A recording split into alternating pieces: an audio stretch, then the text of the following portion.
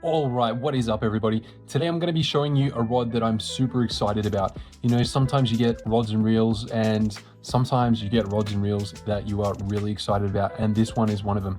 This is the Kuying Hangetsu, which is a 8'3" spinning rod.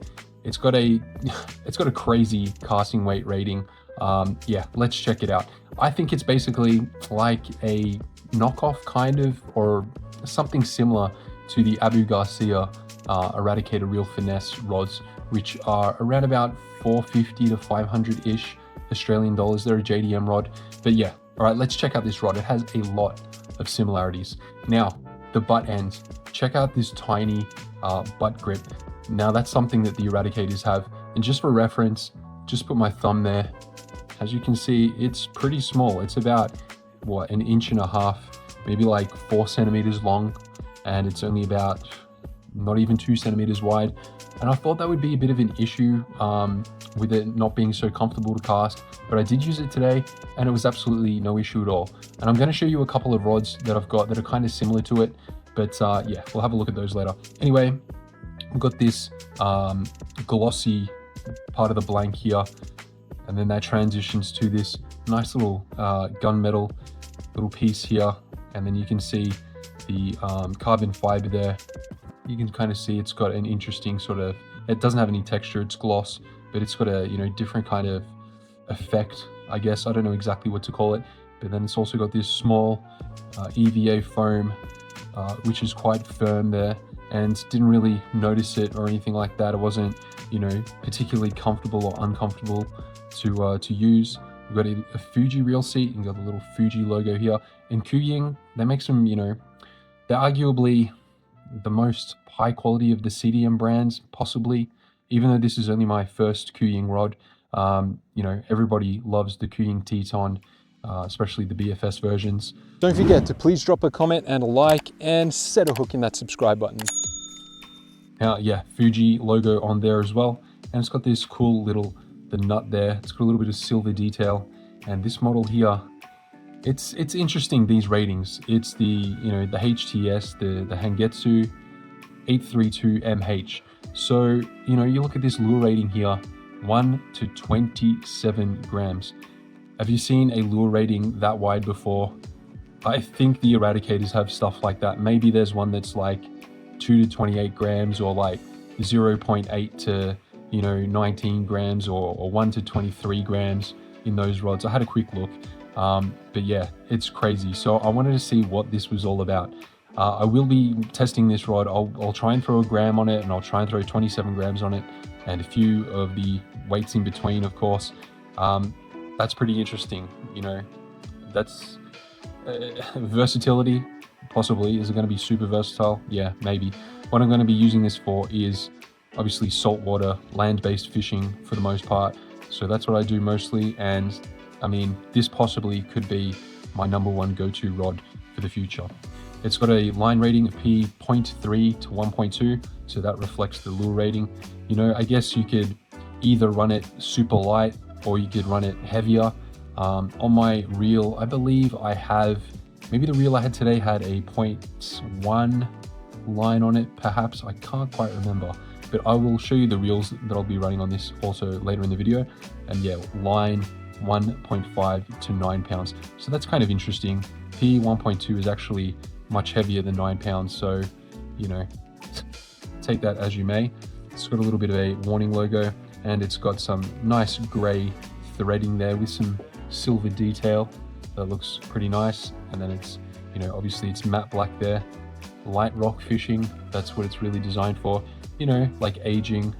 Have a look, there's the Hangetsu logo, as you saw before. It does look pretty nice, and it's got a, you know, pretty smooth finish.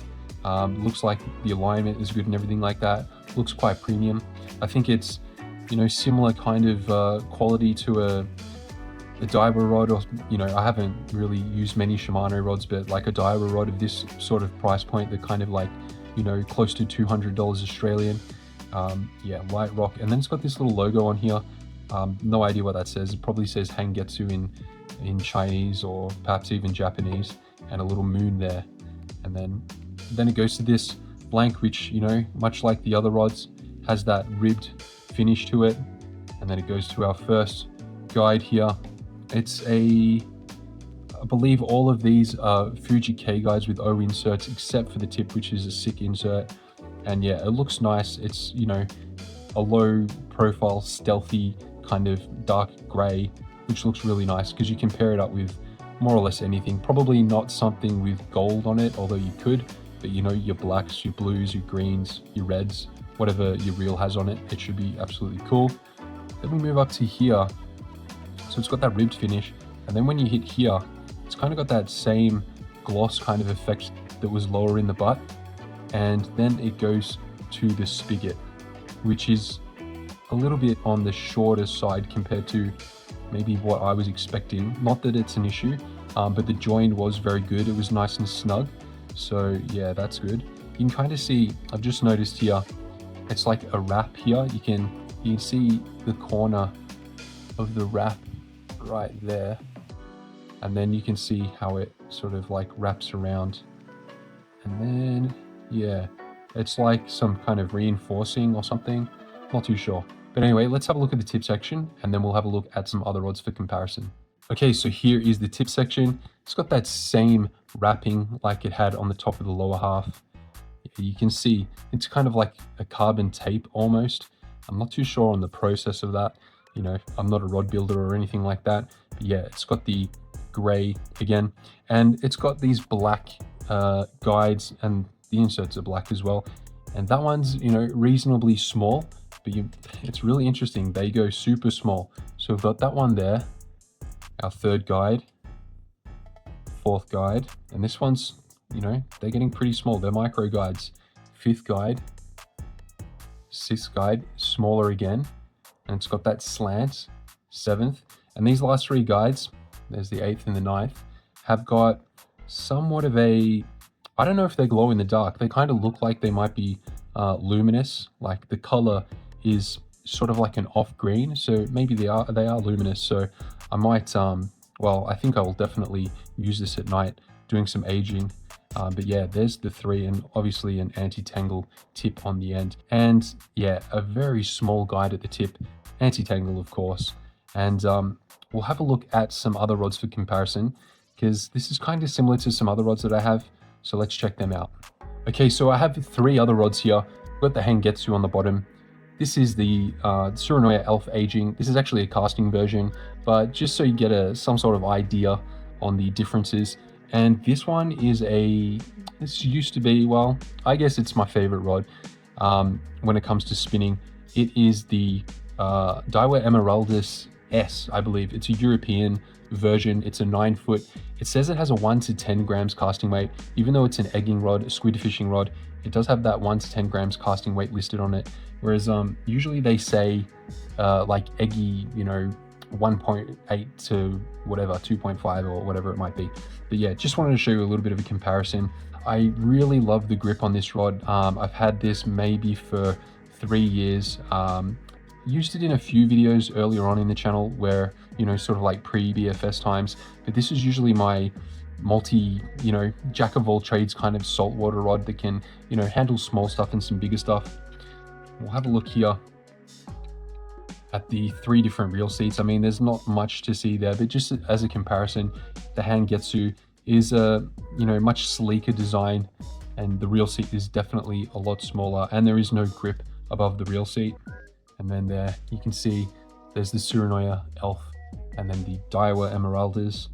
I'll have a look at the specs here on the Emeraldus. You can see the Emeraldus is a little bit of a thicker blank than the other two. And it says eggy size 1.5 to 2, although it does say casting weight on there 1 to 10 grams. So that's kind of interesting because, you know, obviously a 1.5 eggy doesn't weigh 1 gram, or it may even be heavier than 10 grams, but from memory it's about 8 grams or something like that. But yeah, don't hold me to it. Yeah, but just thought it'd be interesting to show you these. You know, never really shown the Daiwa rod on this channel, and I might do a little bit of a comparison. I've actually got another Daiwa Emeraldus rod in 8'6", a medium light version, but obviously the guides on the Emeraldus rod here are, you know, much bigger. And as we go to the tip section, the Emeraldus rod does have more guides, we might get rid of the elf rod. But as you can see, even on this casting rod, the guides are about the same size as the elf casting rod. And the guides on the Emeraldus rod are a lot bigger. And yeah, it is a 9-foot rod, so it does have an extra guide over the Hangetsu. But yeah, the Hangetsu, so far in my little bit of testing, is a really interesting rod, shall I say. I'm going to have to test it more to know for sure whether or not I like it. But let's have a look at the reels that I'm going to be chucking on it. I haven't really featured these reels on the channel before, and I might actually do a little bit of a comparison video on them because they are still available from most retailers, even though they're a few years old. And this one is the Emeraldus LT. It's a 3000 size. This one is the cheaper one of the lot. I think this ran me around about, I think when it came out, I'm thinking they're like 229 Australian dollars. And I ran this one on the rod today, and even though it's a 3000 size, the rod is still actually a little bit tip heavy with this reel, where you would need to, you know, grip it a little bit above the reel to, you know, for the rod to balance. Not that that's really an issue or anything, or that I noticed it was uncomfortable, but that's just something interesting. And yeah, pretty cool looking reel. I might throw some different line on here just to make it look nice. I might, you know, put some of that Zukibo line on there, something that's a little bit closer to this kind of tealy color. So that's that reel there. And the other reel, which is my favorite spinning reel, and coincidentally it's the same colors as the channel. It wasn't by design. I think I had this reel set up like this before I even created the channel. It's actually another Emeraldus LT reel. This one is maybe 2019 version. This one's a little bit more expensive because it has the mag seal, so you know it's kind of a little bit more saltwater safe. But yeah, it's such a nice reel, and it's probably my best performing reel of all of them. It's definitely a little bit smoother than the previous one, and this is an aftermarket handle. It does come with a double handle, but it you know, doesn't look the nicest. It looks really sick with this black Gamexus handle with these knobs. And you know, Gamexus handles are not cheap, but I think it looks absolutely sick, and it is just so buttery smooth. And both of them, the drag is really good. You know, even if you have the drag light, you jack it up a little bit, it's just nice and even and smooth. It's really good. And probably in the future, if I was going to spend good money on a reel, I might actually look at getting one of the sort of more higher end Emeraldus reels. They just, you know, I have confidence in these that they're a good product. And obviously the colorway just looks absolutely sick. Okay, let's roll a few fishing clips from today. Didn't catch anything major, but you can see a little bit about the rod. You can see its action, and yeah, let's have a look. Oh, penguin, right there, penguin. Wow, it's right here.